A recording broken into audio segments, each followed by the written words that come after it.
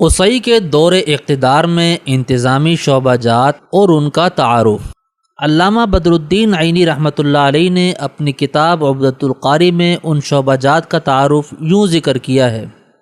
Number 1، حجابت، بیت اللہ کی دربانی اور مسجد حرام کی خدمت۔ یہ خدمت بنی عبد الدار کے سپرد تھی جس کو حضرت عثمان بن طلحہ انجام دیتے تھے۔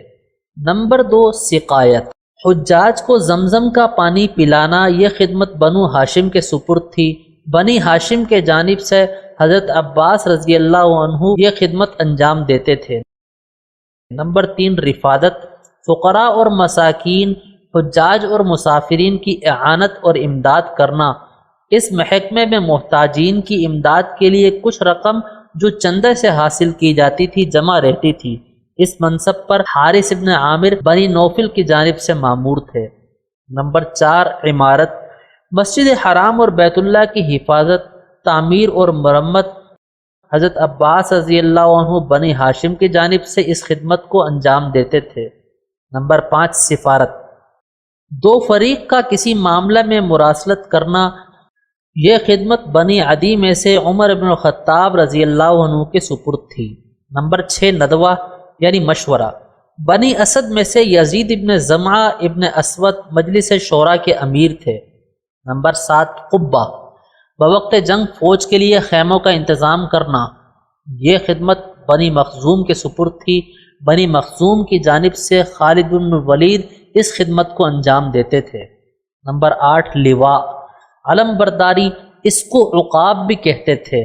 علم برداری بنو امیہ کے سپرد تھی جس کو ابو سفیان اموی حضرت معاویہ رضی اللہ عنہ کے والد پورا کرتے تھے۔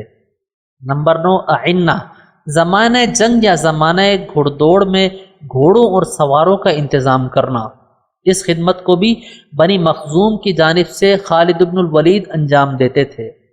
غرض یہ کہ خالد بن الولید زمانہ جاہلیت میں بھی امیر الحرب تھے اور خیارکم فی الجاہلیہ خیارکم فی الاسلام کے پورے مصداق تھے۔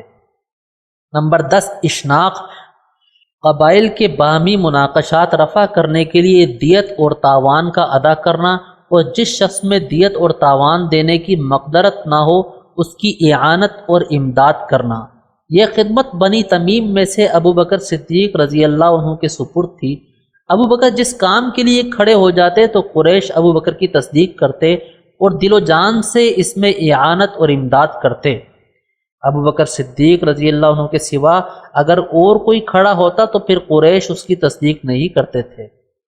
نمبر 11، اموال محجرہ، اموال موقوفہ جو بتوں کی نظر و نیاز کے لیے وقف کیے گئے تھے۔ بنی سہم میں سے حارث ابن قیس ان اوقاف کے متولی تھے۔ نمبر 12، ایثار و ازلام یعنی تیروں سے فال نکالنا، کہ اس وقت سفر کرنا مبارک ہے یا منحوس۔ بنی خزرج میں سے صفوان ابن امیہ محکمہ فال کے محتمم تھے۔